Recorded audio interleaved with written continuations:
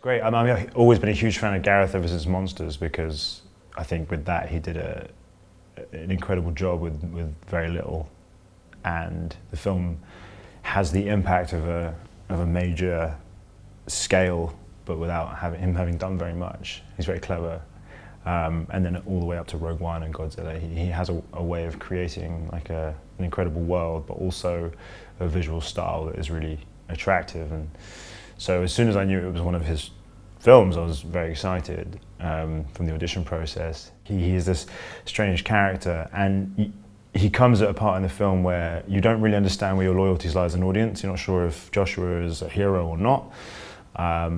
Omni seems to be working for the establishment because he's a police inspector, but he's also in line with those forces in the jungle that are looking after Alfie and trying to look out for the AI insurgents. And so he's kind of a complex character, but he does very brutal, cruel things. And so he has been really fun to play.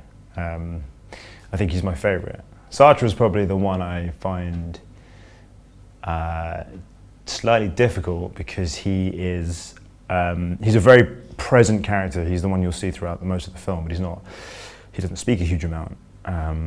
He's just, he just has this sort of like, the way I see it is like a desire to prove himself all the time. So he's always being Harun's sort of like guard dog, or like attempting to do, you know, if Harun wants to knock someone out, Satra's someone who'll do it, because Harun wouldn't get involved with all of that. So he's almost the opposite of the quiet, commanding presence that Omni has. I mean, the cast is phenomenal.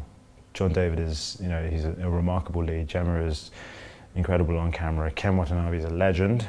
Sturgill Simpson, obviously, is similar to me in the sense that he never really, like, acting was never really his primary focus, shall we say, but he's turned out to quite enjoy it.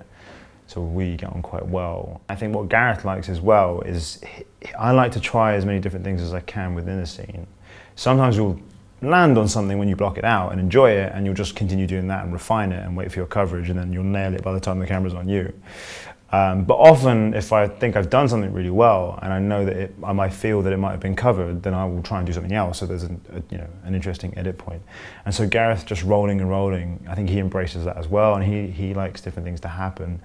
And because there's no emphasis on composing perfect shots, doing it, moving the camera, readjusting for that shot, everything becomes much more organic, and I think Gareth would say documentary style. And when that happens, interesting things that could never be scripted pop off out of the scenes. And that's like the most exciting. That's when it crosses the boundary between being theatre and being film.